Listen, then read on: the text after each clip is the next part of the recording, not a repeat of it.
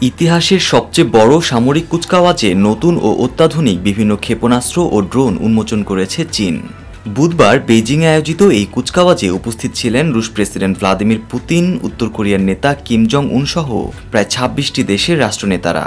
ছাদখোলা লিমুজিনে দাঁড়িয়ে চীনের president Xi Jinping বাহিনীর সদস্যদের অভিবাদন জানান এবং ক্ষেপণাস্ত্র, ট্যাঙ্ক ও ড্রোন সহ আধুনিক সমরাস্ত্র ঘুরে দেখেন। কুচকাওয়াজে প্রথমবারের মতো প্রকাশ্যে আনা হয় নতুন প্রজন্মের পারমাণবিক আন্তঃমহাদেশীয় ব্যালিস্টিক ক্ষেপণাস্ত্র বা আইসিবিএম, হাইপারসনিক অস্ত্র বহনের সক্ষম ক্ষেপণাস্ত্র, নতুন লেজার অস্ত্র এবং রোবট নেকড়ে ড্রোন। বিশ্লেষকদের মতে, যখন মার্কিন প্রেসিডেন্ট ডোনাল্ড ট্রাম্পের শুল্ক নীতি ও অস্থির কূটনীতি অধিকাংশ দেশের সঙ্গে ওয়াশিংটনের সম্পর্ককে বৈরী করে তুলেছে, এমন এক সময়ে এই আয়োজনের মূল লক্ষ্য ছিল চীনের সামরিক সক্ষমতা ও কূটনৈতিক অবস্থান বিশ্ববাসীর সামনে তুলে ধরা। চীনা গণমাধ্যমের খবর অনুযায়ী চীনের এই নতুন হাইপারসনিক ক্ষেপণাস্ত্রগুলো সমুদ্রের জাহাজকে লক্ষ্যবস্তু করতে সক্ষম, আর কৌশলগত পারমাণবিক ক্ষেপণাস্ত্রগুলো পৃথিবীর যে কোনো প্রান্তে হামলা চালাতে পারে। বিশেষজ্ঞদের ধারণা, বিশেষ করে পশ্চিম প্রশান্ত মহাসাগরে মার্কিন সপ্তম নৌবহরের জন্য এসব অস্ত্র উদ্বেগের কারণ। কুচকাওয়াজে প্রথমবার প্রদর্শিত হয় HQ-29 স্পেস ডিফেন্স সিস্টেম, যা বিদেশি স্যাটেলাইট ধ্বংস করার ক্ষমতা সম্পন্ন। এবার ৩ ধরনের পারমাণবিক সক্ষম আন্তঃমহাদেশীয় ব্যালিস্টিক ক্ষেপণাস্ত্র দেখিয়েছে চীন: ডংফেং বা DF-61, DF-31BJ ও DF-5C। এর মধ্যে DF-5C ক্ষেপণাস্ত্রের পাল্লা ২০,০০০ কিলোমিটারের বেশি এবং এটি একসঙ্গে ১২টি ওয়ারহেড বহন করতে সক্ষম। আকাশ থেকে আঘাত হানতে সক্ষম পারমাণবিক ক্ষেপণাস্ত্র JL-1ও উন্মোচন করা হয়।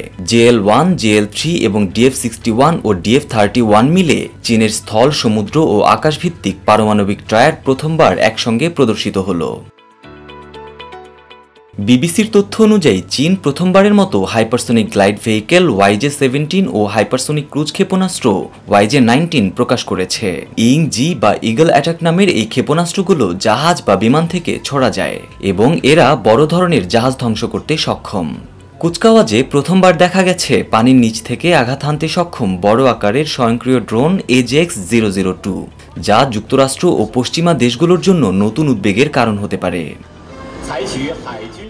এদিকে চীনে কুচকাওয়াজ চলাকালে মার্কিন প্রেসিডেন্ট ডোনাল্ড ট্রাম্প ট্রুথ সোশ্যালে পোস্ট করে দ্বিতীয় বিশ্বযুদ্ধে চীনকে রক্ষায় যুক্তরাষ্ট্রের ভূমিকার কথা স্মরণ করিয়ে দেন। ব্যঙ্গ করে তিনি লেখেন, প্লিজ ভ্লাদিমির পুতিন ও কিম জং উনকে আমার উষ্ণ শুভেচ্ছা পৌঁছে দিন যখন আপনারা যুক্তরাষ্ট্রের বিরুদ্ধে ষড়যন্ত্র করছেন।